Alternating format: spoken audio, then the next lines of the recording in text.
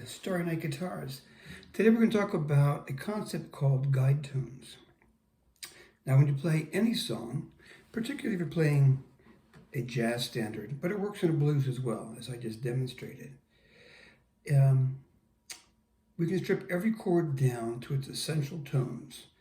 And what guide tones are the third and seventh of the chords. So what that means is if I'm playing a blues, I just did a blues in the key of G. So instead of playing a G7 where I'm strumming all 6 strings, I stripped it down to its essential tones, which are the third scale degree. So in G, G, A, B, I can play it here or up here is where I was playing it, and the flatted 7th. So when we play a 7th chord, we're going to be called a dominant 7.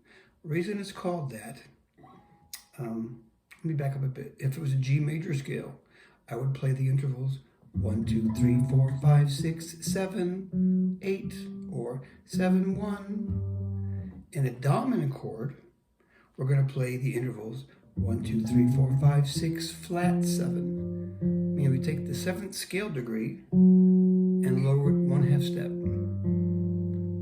So if I go back to my G7 chord, I said my intervals are 3rd and 7th. My 3rd was B. My flat 7 is F natural. So instead of playing a G7 like this with all 6 strings, I can play only the 3rd and 7th, and our ear fills in all the missing tones. So one more time, here's G7. Here's just the guide tones, the 3rd and 7th. You may say, well, why is that? Why would I not play the full bar chord? One reason is too much sound. If I'm playing in a group, I'm the guitar player, there's a bass player, a drummer, maybe a piano player, or a second guitar player. There's only so much sonic space we can fill. And things sound better when everyone plays more simply and the little bits come together. It makes more sense. But also playing the shape, there are a lot of scale degrees that are doubled. Playing this form, here's the root, 5. There's my flat 7, my 3. But again, 5, 1. Now if I'm playing with a bass player, I don't really need to play 1, because that almost certainly is what the bass player is going to play. So the root, or the root, or the root, or 1, I don't need to play. And the 5 is the least helpful note, because the 5th scale degree doesn't tell us what the tonality is. By playing this note, I can't tell if that's major, minor, dominant 7, minor 7. It doesn't help. But once I play the 3rd, I know, oh, it's major. Now it may be dominant 7, it may be major 7, but I know then. It gives me some clues, as well as the flatted 7. It could be a minor 7 or it could be dominant 7. But once I play those 2 notes, we're locked into a tonality. So I can play only those 2 notes, and my ear is going to fill in all the other holes. So the cool thing is, if I'm doing a G blues, G is the 1 chord. Probably most of you know a blues progression. Typical blues progression is 1, 4, which would be C7, 1. 5 chord would be D7, 4 chord, C7, G7, back to 1. So another cool thing about the guide tones, here I'm playing flatted 7 and 3. That's for the G7 chord. And if you need the help, here's the root. If I play with my thumb, we hear that G7. Now to go from the 1 chord, which was G7, to the 4, which is C7, all I need to do is slide my hand 1 fret lower. I'm right now on the 3rd fret and 4th fret. If I slide down a fret, that becomes my C7 chord, or my 4 chord. And the cool part is, on the G, this note, my F on the D string, was the flat 7. When I move to the C, the flat 7 becomes now the third of the C chord.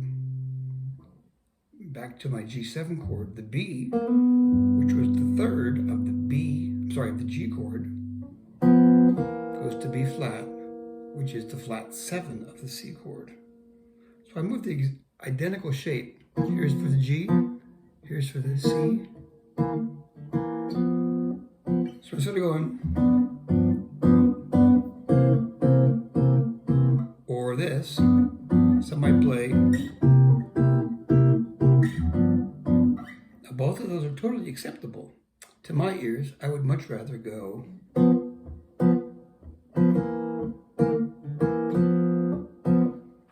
I think it sounds better, it's easier to play, and leaves some more space if I were to go solo over it, or there's a soloist playing and I'm the background for them. So here's the G7, here's C7, back to the 1 chord, the G7, back to the 4 chord, 1 chord, now the 5 chord, which is D7. If I go 1 fret higher, I'm now in F sharp and C natural. That's the 3, flat 7 of the D7. 2 frets lower is the C7 or the 4 chord, 1 chord. So the whole 12-bar blues, if I play traditional shapes, I would go like this: 1, 4, 1, or maybe here, 4, 1, 5, 4, 1, 5. But with guide tones, I could go.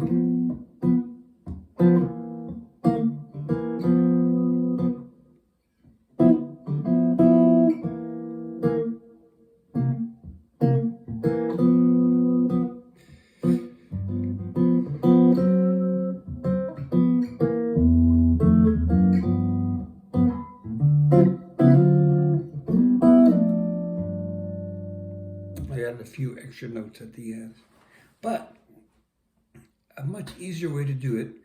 And if you are a rock player trying to dip your toe into the pool of jazz guitar playing and trying to understand that, this might help you kind of check that out and have some idea.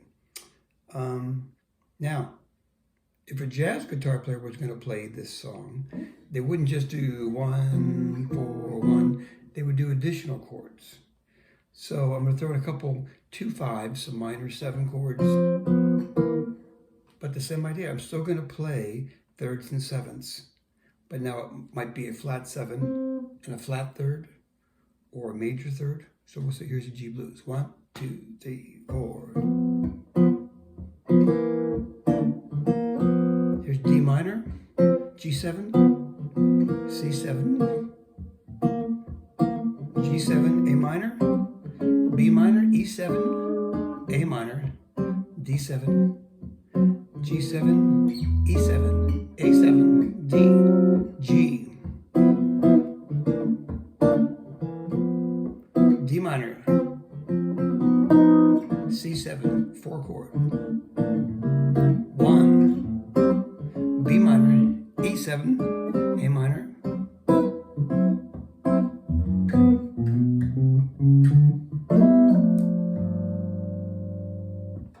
all right, so that's kind of a quick introduction to guide tones. They are a really great thing to use. Again, if you're trying to learn jazz songs, say things from the Great American Songbook.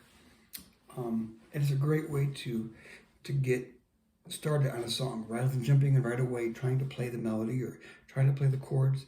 If you can strip the chords down to only the guide tones, it may help a ton. It will also help you as you try to solo. A good example of a really fine jazz guitar player that did that a lot was the great Jim Hall, who's passed now. But he could do solos, and he would lock in so closely to the guide tones